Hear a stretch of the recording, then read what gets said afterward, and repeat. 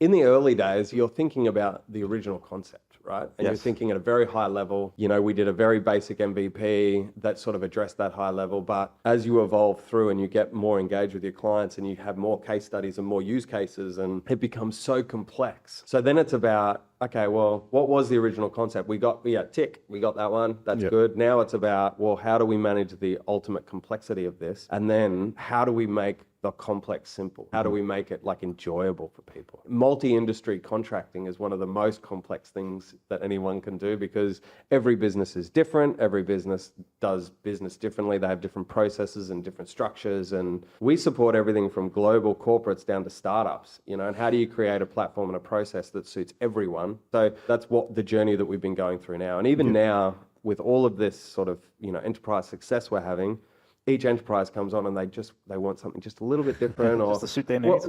Could you do this feature for us and everything else? So that's why my tech team want to punch me in the face, is because every day I come in and go, guys, I've sold this.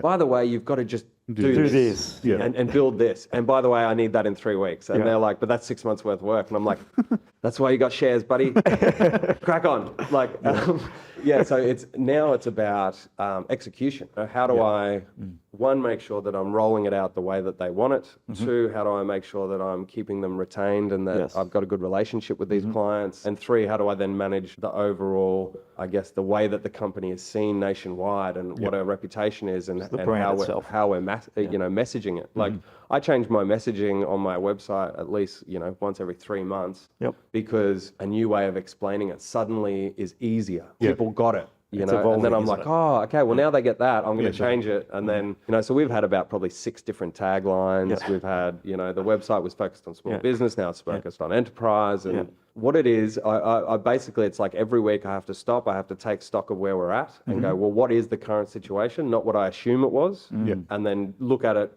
bare bones and go, okay, now what's the action I need to take to manage the complexity of the execution. So you're basically running an agile business, not just an agile tech. It's 100% agile, you know, and that is how our clients have, you know, they appreciate that. That's why they don't get upset if we have a bug or if they try to do something and it doesn't work. Instead, they ring us and go, hey guys, I know you're working hard, but I had this problem. Can you guys fix that? You know, and we fix it on the spot.